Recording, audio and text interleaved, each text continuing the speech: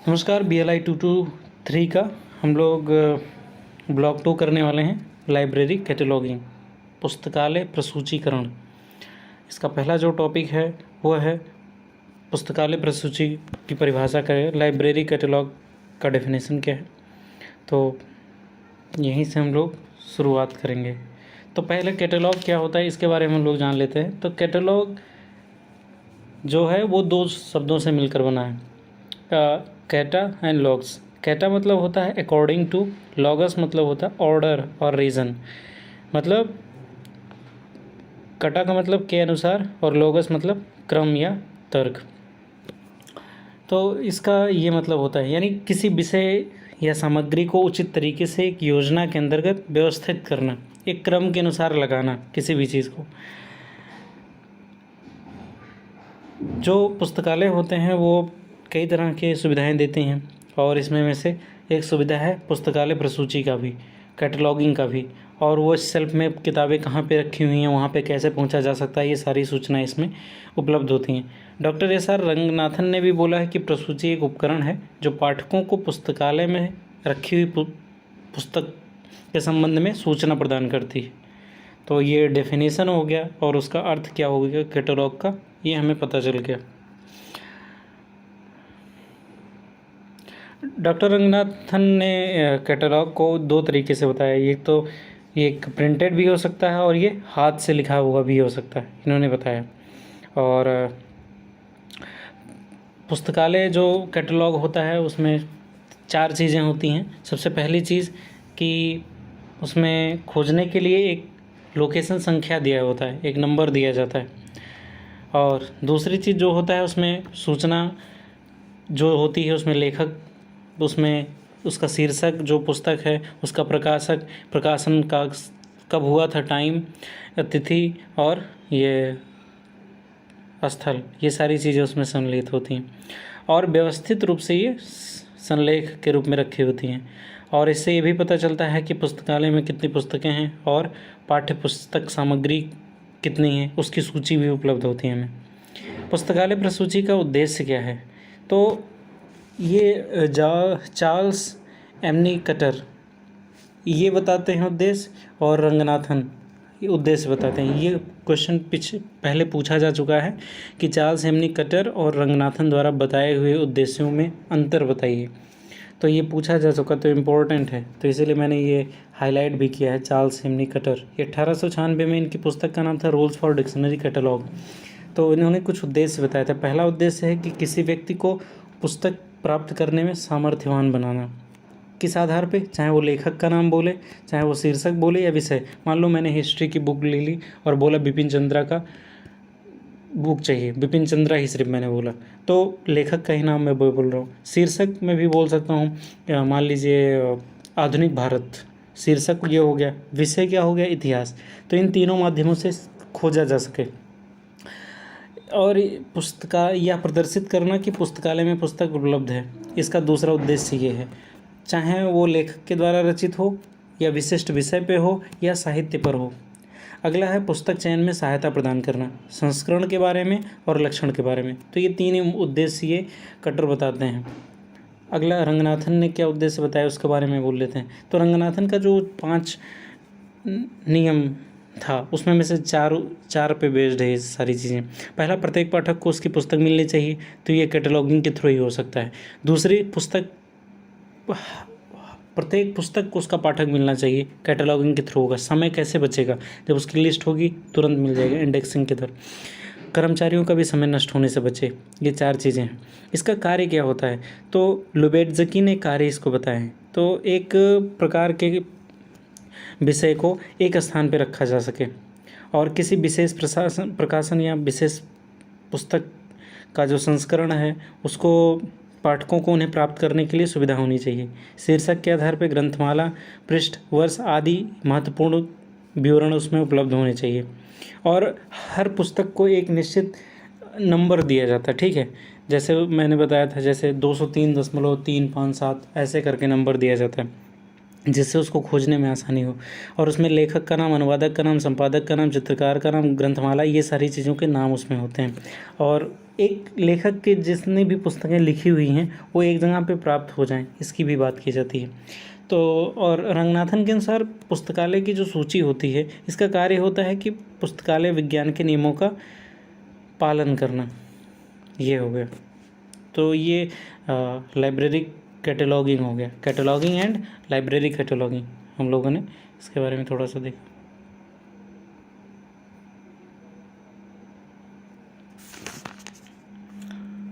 अगला जो प्रश्न है, पुस्तकालय प्रसूची किस प्रकार से अनुक्रमणीय और निधानी सूची पदों से भिन्न है। मतलब लाइब्रेरी कैटलॉग और सेल्फ लिस्ट, इन दोनों में क्या डिफरेंस है, ये इसमें हम लोग जानने वाले हैं कि ये दोनों में क्या होता है। तो पुस्तकालय प्रसूची क्या होता है कि पुस्तकालय के संग्रह के उपयोग में बहुत ही महत्वपूर्ण भूमिका निभाता है और ये अद्वितीय और विशिष्ट उपकरण है जहाँ पे प्रलेखों को, पुस्तकों को खोजने में सहायता मिलती है और चाहे जो लेखक हमें खोजना हो वो आसानी से मिल जाता है। सेल्फ लिस्ट में क्या होता है, सेल्फ मतलब वो ढांचा होता है जहाँ पे किताबें रखी जाती है उसको सेल्फ बोलते हैं, या जहाँ पे प्रलेख रखे जाते हैं वो जो खांचा बना होता है या खाना जो बना होता है या उसी को बोलते हैं सेल्फ, उसको हिंदी में निधानी बोलते हैं। तो पुस्तक, ढेर सारी पुस्तकें होती हैं, उनको ठीक प्रकार से व्यवस्थित रखने के लिए किसी भी कक्षा या भवन में विभिन्न तल बनाए जाते हैं और उसमें बहुत ही व्यवस्थित तरीके से ये सारी चीज़ें लिखी जाती हैं सेल्फ में। तो इन दोनों में डिफरेंस क्या है कैटलॉग और सेल्फ लिस्ट में। तो सबसे पहले यूज़र के लिए क्या चीज़ है, तो कैटलॉग जो होता है वो पाठक के लिए और पुस्तकालय स्टाफ दोनों के लिए होता है, लेकिन सेल्फ लिस्ट जो होता है वो सिर्फ स्टाफ के लिए होता है और इसकी प्रयोग बार बार किया जा सकता है कैटलॉग का, लेकिन जो सेल्फ लिस्ट है उसका कभी कभार प्रयोग किया जाता है जब नई पुस्तक वगैरह मंगानी हो तब। व्यवस्था इसका क्या है, तो ये लेटर अल्फ़ाबेटिकली होता है, ठीक है, या क्लासिफाइड होता है पुस्तकालय कैटलॉग, लेकिन ये जो सेल्फ लिस्ट होता है ये केवल क्लासिफाइड होता है, व्यवस्थित होता है। स्वरूप कैसा होता है, एक तो कैटलॉग जो होता है वो कार्ड के रूप में कंप्यूटरीकृत होता है, लेकिन जो सेल्फ लिस्ट होता है हमेशा कार्ड के रूप में ही होता है। और योजित और विश्लेषण प्रविष्टियाँ कौन कौन सी चीज़ें उसमें लिखी जाती हैं ये पूछ रहा है। तो पुस्तक कैटलॉग में क्या होता है, देखो कैटलॉग की हिंदी प्रसूची है, अगर हम लोग प्रसूची नहीं बोलेंगे तो एग्ज़ाम में हम कंफ्यूज होंगे, प्रसूची नहीं लिखेंगे कैटलॉग ही लिखेंगे, तो प्रसूची बोलते हैं। तो पाठकों के विभिन्न दृष्टिकोणों को संतुष्ट करने के लिए उसमें प्रविष्टियाँ होती हैं, जैसे लेखक का नाम हो गया, शीर्षक हो गया, विषय हो गया, ये सारी चीज़ें। लेकिन सेल्फ लिस्ट में क्या होता है, इस प्रकार की प्रविष्टियाँ नहीं पाई जाती हैं क्योंकि वो स्टाफ के लिए होती है, वो अपना आराम से समझ लेते हैं। अभी इंडेक्सिंग और पुस्तकालय प्रसूची, इन दोनों में क्या अंतर होता है, अनुक्रमणिका और पुस्तकालय प्रसूची में क्या अंतर होता है। तो व्यवस्था कैसी होती है, इंडेक्स तो आप लोग जानते ही हो ना कि किस तरह से किसी भी विषय को, किसी भी पुस्तक को, उसके विभिन्न विभागों को एक जगह पे सूचीबद्ध तरीके से लिख दिया जाता है, इसी को बोलते हैं अनुक्रमणिका। तो व्यवस्था किस तरह से होती है, तो जो पुस्तकालय प्रसूची होता है वो वर्ण क्रमानुसार होता है, मतलब वो बहुत ही व्यवस्थित तरीके से रखा जाता है, और जो इंडेक्सिंग होती है वो भी हमेशा वर्ण क्रम के अनुसार ही व्यवस्थित किया जाता है। एंट्री कैसे होती है, एक तो विषय से संबंधित जितनी भी चीज़ें होती हैं उसका ब्यौरा दिया जाता है, लेकिन इंडेक्सिंग में केवल उसका विषय का उल्लेख होता है। लचीलापन कितना है, कैटलॉग बहुत ही लचीला होता है, इसमें नई प्रविष्टियों को जोड़ा जा सकता है और इंडेक्सिंग में भी जोड़ा जा सकता है। और उद्देश्य क्या होता है कैटलॉग का, पुस्तक को प्राप्त करना, रिकॉर्ड को प्राप्त करना, और इंडेक्स का इसमें लेखक, शीर्षक, विषय, इन सारी चीज़ों की सूचियाँ हमें प्राप्त होती हैं, बिब्लियोग्राफी प्राप्त होती है। प्रविष्टियाँ कौन सी होती हैं कैटलॉग का तो हम जानते हैं। अनुक्रमणिका में इस प्रकार की कुछ ऐसे साधारण चीज़ें लिखी होती हैं, उसमें लेखक का नाम वगैरह नहीं लिखा होता है। अब इसमें ये बताया गया है, अगला जो टॉपिक है कि ये जो लाइब्रेरी कैटलॉगिंग है वो 5 लॉज जो हैं, 5 प्रिंसिपल्स, उसको किस तरह से सेटिस्फाइड करते हैं, इसका चर्चा करना है हम लोगों को, ठीक है। तो डॉक्टर रंगनाथन जो कि 5 लॉज के जनक हैं, इनकी पुस्तक का नाम है 5 लॉज ऑफ लाइब्रेरी साइंस। ये 1930 में ही इन्होंने लॉन्च किया था और बहुत ही जीनियस पर्सन थे। तो इन्होंने 5 नियम बताए थे। सबसे पहला, पुस्तकें उपयोग के लिए हैं, उपयोगार्थ भी आप बोल सकते हो। दूसरा, प्रत्येक पाठक को उसकी पुस्तक मिलनी चाहिए और प्रत्येक पुस्तक का उसको पाठक मिलना चाहिए, पाठकों का समय बचना चाहिए। और जो चौथी चीज़ है वो पुस्तकालय वर्धनशील हैं, ठीक है। तो किस तरह से इसमें लाइब्रेरी कैटलॉगिंग हेल्पफुल होता है। पुस्तकें उपयोग के लिए हैं, कब उपयोग होंगी, जब पाठकों को मिल पाएंगी। तो इंडेक्सिंग से क्या हो, कैटलॉगिंग से क्या होगा, जल्दी से हमें पुस्तकें मिल जाएंगी। प्रसूची से प्रत्येक पाठक को पुस्तक मिलना चाहिए, प्रत्येक पुस्तक को पाठक मिलना चाहिए। ये कब हो पाएगा, जब कोई पाठक खोजने आए कोई पुस्तक, उसको तुरंत मिल जाए। तो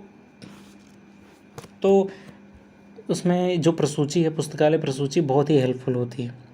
और इसमें बालक जो होते हैं, छोटे बच्चे या जो कोई विशेषज्ञ होते हैं, कोई विकलांग व्यक्ति होता है, मैंने बताया था ना कि आप लोग प्लीज़ हेल्प करना नेत्रहीन बच्चों का, जो ब्रेल लिपि में सारी चीज़ें होती है, जब आप लाइब्रेरियन बन जाना।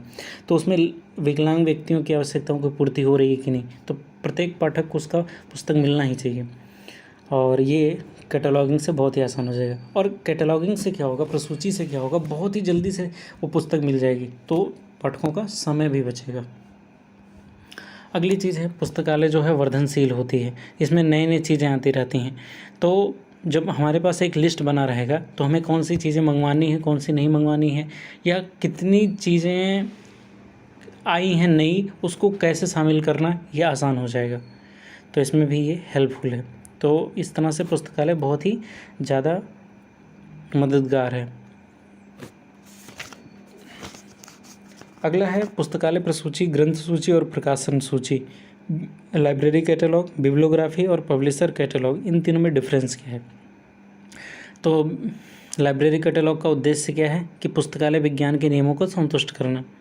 दूसरा, बिब्लियोग्राफी में क्या होता है, उसका उद्देश्य कि तालिका का कार्य करता है, ठीक है। और इसका उद्देश्य ग्रंथ सूची के प्रकार पर निर्भर करता है कि किस तरह से वो ग्रंथ सूची है। प्रकाशक प्रसूची, ये पुस्तकों की बिक्री के लिए होता है, ठीक है। क्षेत्र कौन कौन सा है, तो लाइब्रेरी कैटलॉगिंग का क्षेत्र है, विशेष पुस्तकालयों में उपलब्ध पाठ्य सामग्री के संबंध में सूचना देता है। बिब्लियोग्राफी, ये सार्वभौमिक होने का दावा नहीं कर सकते, बल्कि जिस विषय का बिब्लियोग्राफी है उस विषय से संबंधित जानकारियाँ देगा। और प्रकाशक सूची का क्षेत्र क्या है कि जो प्रकाशन हुआ है, विशेष प्रकाशन, उसके बारे में जानकारी, बस। यूजर के लिए क्या है प्रसूची, ये तो बहुत ही महत्वपूर्ण है। और बिब्लियोग्राफी, ये विद्वानों और पुस्तकाध्यक्षों के लिए बहुत ही ज़्यादा जानकारी। और ये तीनों यूजर के लिए बहुत इंपॉर्टेंट है, विद्वान या पुस्तकाध्यक्ष, इन लोगों के लिए। भौतिक स्वरूप कैसा होता है, तो बिब्लियोग्राफी ये कंप्यूटराइज्ड होता है, पत्रक के रूप में भी होता है। कैटलॉग ये पत्रक के रूप में भी होता है और कंप्यूटर के रूप में भी होता है। बिब्लियोग्राफी पुस्तक के रूप में होता है, और मतलब बहुत मोटी पुस्तक होती है बिब्लियोग्राफी। और ये जो पब्लिशर्स ऑफ कैटलॉग, ये पुस्तक के रूप में ही होती है। ये सारी चीज़ें हैं। अगला हमें पुस्तकालय प्रसूची, ये यूनिट 6 शुरू हो गया। अभी तक हम लोग यूनिट 5 के बारे में पढ़ रहे थे, अभी यूनिट 6 शुरू हो गया। इसका पहला टॉपिक है इनर फॉर्म्स ऑफ कैटलॉग, ठीक है। इनर और आउटर फॉर्म ऑफ कैटलॉग हम लोग पढ़ेंगे। तो इसमें प्रश्न जो है, पुस्तकालय प्रसूची के आंतरिक स्वरूपों को सूचीबद्ध करना है। और तो पहले हम लोग जान लेते हैं कि ये चीज़ क्या चीज़ है। तो इनर फॉर्म ऑफ कैटलॉग, मतलब कैटलॉग दो तरह के होते हैं, एक तो आउटर फॉर्म क्या चीज़ होगा और एक इनर फॉर्म क्या होगा। तो ये बहुत इंपॉर्टेंट चीज़ होता है। तो किसी भी पुस्तकालय के लिए प्रसूची एक आवश्यक और महत्वपूर्ण उपकरण है। कुछ लोग इसको पुस्तकालय की कुंजी भी बोलते हैं। अब जो कैटलॉग होता है उसका जो भौतिक स्वरूप होता है और उसका जो भौतिक स्वरूप होता है और जो उसके गुणों को दर्शाता है उसको बोलते हैं आंतरिक स्वरूप।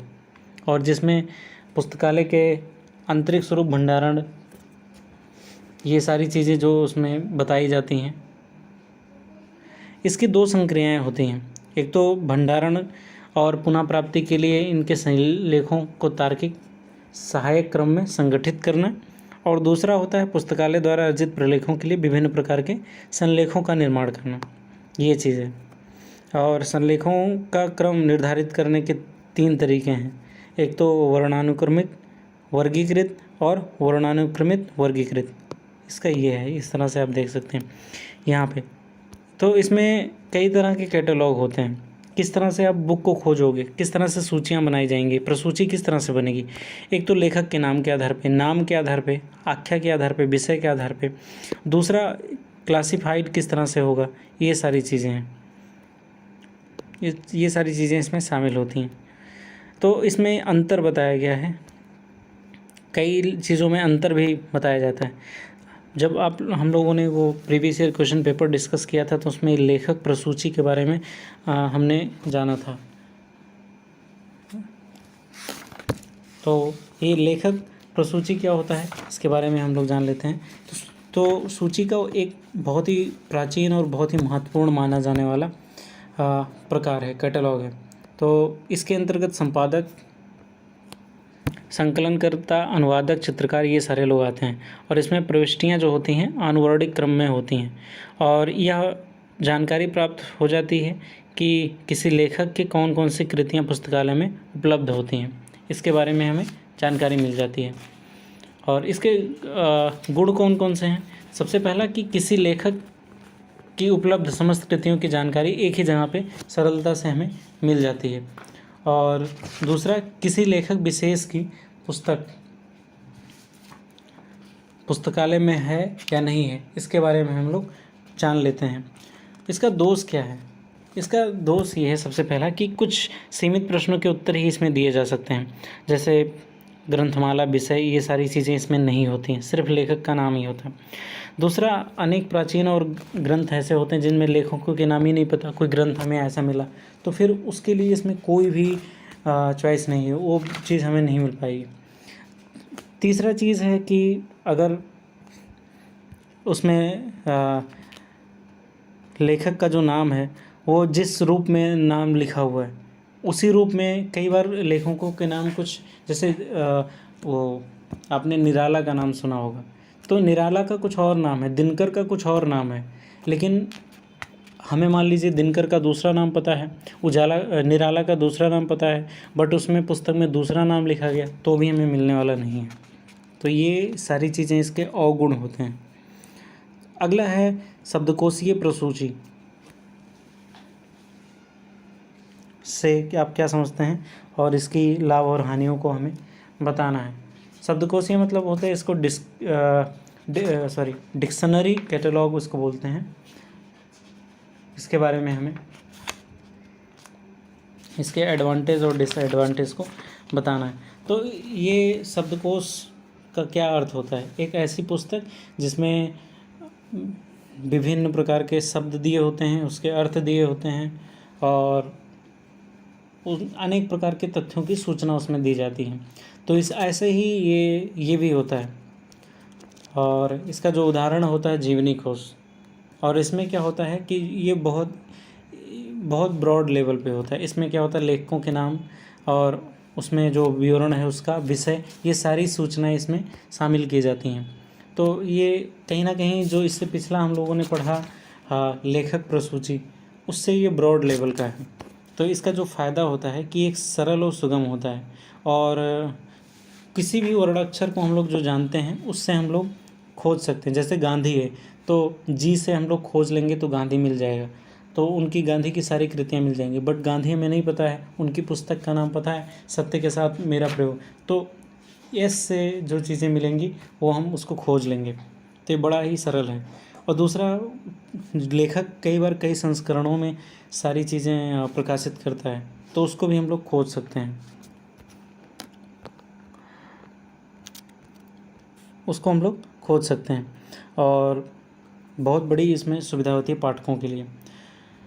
और सभी जो शब्दकोशीय प्रसूची होती है इसको एक साथ एक स्थान पे रखा जा सकता है और पाठकों को आवश्यक सूचनाएं भी इससे मिल जाती हैं। पर्यायवाची और समनामी शब्द भी इसमें हमें स्पष्ट रूप से पता चल जाता है, लेकिन इसकी कुछ सीमाएं हैं। एक सबसे जो इसका क्रम होता है कि वर्ण के अनुसार ABCD में या आ से ज्ञा तक जो चीज़ें होती हैं, ये इसकी शक्ति भी है और ये इसकी कमजोरी भी है। मान लीजिए गांधी की एक तो सत्य के साथ उनका प्रयोग हो गया, ठीक है, तो उन्होंने सा से कोई पुस्तक लिखा तो वो यस में हमें मिल जाएगा, ठीक है, वो पुस्तक हमें यस में मिल जाएगा। बट अगर उन्होंने दूसरी भी कोई पुस्तक लिखी हुई जिसका पी से शुरू होगा तो फिर हमें उस एक जगह पे नहीं मिल पाएगा। तो ये सारी चीज़ें बिखर जाती हैं, तो इधर उधर हमें घूमना पड़ता है, फिर हमें यस को ढूंढना पड़ता है, फिर पी पे ढूंढना पड़ता है, इकट्ठा नहीं मिल पाता है। तो ये इसकी बहुत बड़ी कमी है और इसका आकार बहुत ज़्यादा बड़ा हो जाता है क्योंकि इसमें बहुत विस्तृत सूचना होती है, तो ये बहुत ही बोझिल हो जाता है। नाम प्रसूची, इसको बोलते हैं टाइटल कैटलॉग। तो नाम प्रसूची में लेखक प्रसूची का ही एक परिवर्तित रूप है, या हम बोल सकते हैं कि उसी का एक विस्तार दिया गया है। इसमें लेखक की कृतियाँ और उनके द्वारा लिखी हुई सभी पुस्तकों को शामिल कर लिया जाता है एक जगह पे। जो उसमें कमियां थी लेखक प्रसूची में, ऑथर कैटलॉग में, उसमें सुधार करके किया गया है। जैसे इसके कुछ संलेख का उदाहरण दिया गया, जैसे व्यक्ति लेखक हो गए, ठीक है। जैसे नेहरू ने पुस्तकें लिखी है, एक पुस्तक उनकी है discovery of India, glimpses of world history and towards freedom, ये पुस्तकें हैं। तो नेहरू का जब नाम आएगा, लेखक का जब नाम आएगा, तो उनसे रिलेटेड जितनी भी सारी पुस्तकें होंगी उन्हीं के साथ रख दी जाएंगी, चाहे वो जी से शुरू हो, डी से शुरू हो, टी से शुरू हो। तो ये इसमें नई चीज़ बताई जा रही है। दूसरा, व्यक्ति विषय के रूप में, अब नेहरू ने जो पुस्तकें लिखी उसको हमने इकट्ठा कर दिया, और नेहरू के ऊपर कई लोगों ने पुस्तकें लिखी ना, तो जैसे मोरिस ने लिखा या अन्य लोगों ने लिखा, एमजे अकबर ने भी नेहरू के ऊपर लिखा, तो ये सारी पुस्तकें उस पर रख दी जाएंगी। और उसके बाद प्लस, और जो कई बार सीरीज़ निकलती है पुस्तकों की, तो वो सारी चीज़ें इकट्ठा करके रख दी जाएंगी इसमें नाम प्रसूची में। तो ये उसके बहुत ही फ़ायदे हैं। अगला है विषय प्रसूची, सब्जेक्ट कैटलॉग। इसमें विषय के आधार पे चीज़ों को बांटा जाता है। विशिष्ट विषय जैसे इतिहास, भूगोल, ये सारी चीज़ें। मान लीजिए कि गुलाब है, तो गुलाब के संबंधित जितनी भी कविताएं होंगी, जितने भी लेख होंगे, सारे एक जगह पे रखे जाएंगे। वो फूल के अंदर फिर नहीं रखे जाएंगे या वनस्पति के अंदर नहीं रखे जाएंगे, ये सिर्फ गुलाब के ऊपर ही रखे जाएंगे। तो ऐसे ही कुछ विशिष्ट विषय के ऊपर प्रसूचियाँ बनाई जाती हैं, कैटलॉग बनाए जाते हैं। तो ये चीज़, लेकिन इसमें भी बड़ी समस्याएँ आती हैं कि मान लीजिए, अगर इसके हम लोग कुछ उदाहरण यहाँ पे नीचे देखें, aeronautics, arts and asparagus, agriculture, aircraft, ये सारी चीज़ें हैं। अब ये सारी एक चीज़ एक साथ रखी गई, लेकिन एग्रीकल्चर, एप्पल, एस्पेरेगस इसका एक समूह है, एरोनॉटिक्स, एयरक्राफ्ट, एविएशन उसका अलग समूह है, और सबको इसने एक साथ रख दिया। तो ये तो गड़बड़ हो जाएगा, क्योंकि मशीनें अलग होनी चाहिए ना, और कोई इंजीनियर जाएगा तो वो शायद एग्रीकल्चर से रिलेटेड चीज़ें ना पढ़े, अगर वो एग्रीकल्चर इंजीनियर ना हो, उसके यंत्रों वगैरह के बारे में इंजीनियरिंग उसने ना किया हो। तो एक साथ रख देना ये बहुत बड़ी इसकी कमी है।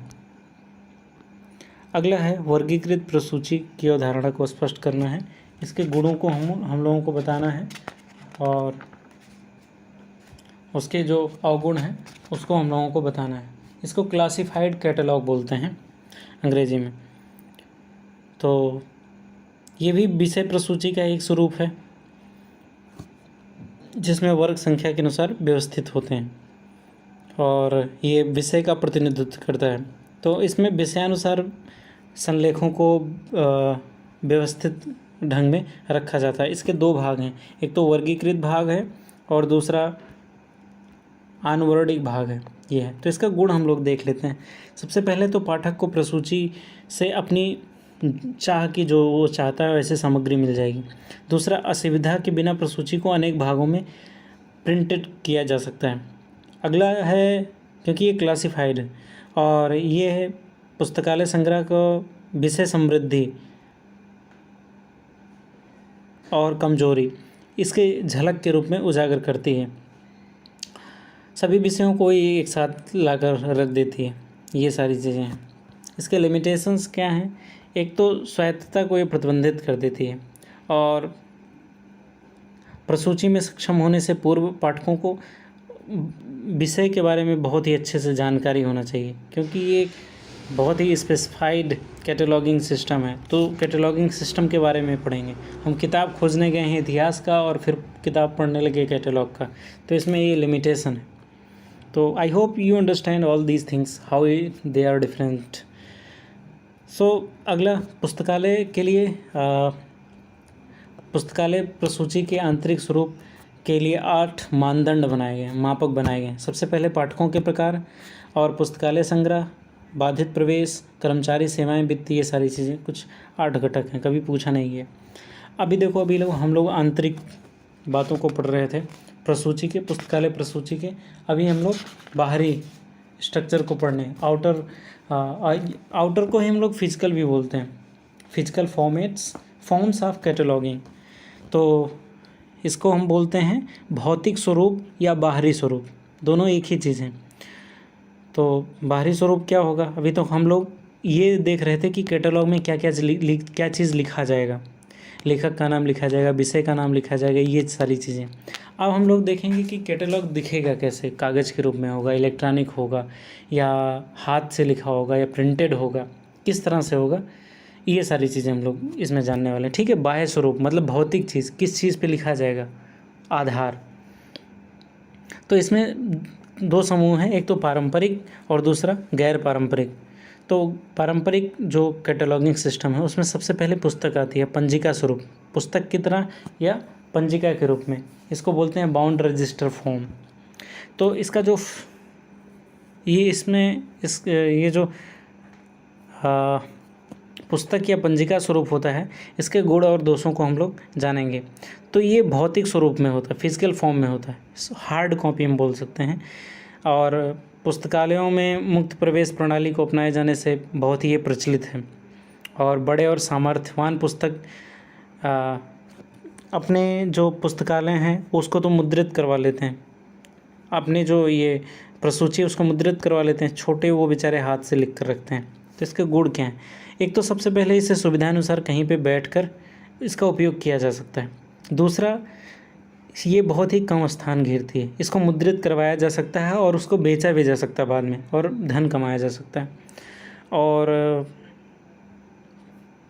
बहुत ही ज़्यादा ये सहायक होते हैं पुस्तकों के चयन के लिए। और पुस्तकालय ऋण में भी ये सहायक होते हैं, अनेक प्रतियाँ बनाई जा सकती हैं, पाठक इसका प्रयोग कर सकते हैं। और इसका आकार प्रकार पहले से सुविधाजनक ही है। ये सारी चीज़ें, समय की भी इससे बचत होती है। दोष, एक तो मुद्रण करवाने में जो इसका फ़ायदा होगा उसका नुकसान ही होगा। मुद्रण से फ़ायदा हो रहा है तो नुकसान भी होगा। मुद्रण करवाने में मुद्रण मतलब प्रिंट, अधिक समय लगेगा। दूसरा, बहुत ही श्रम लगेगा प्रिंट करवाने में और धन भी वेस्ट होगा।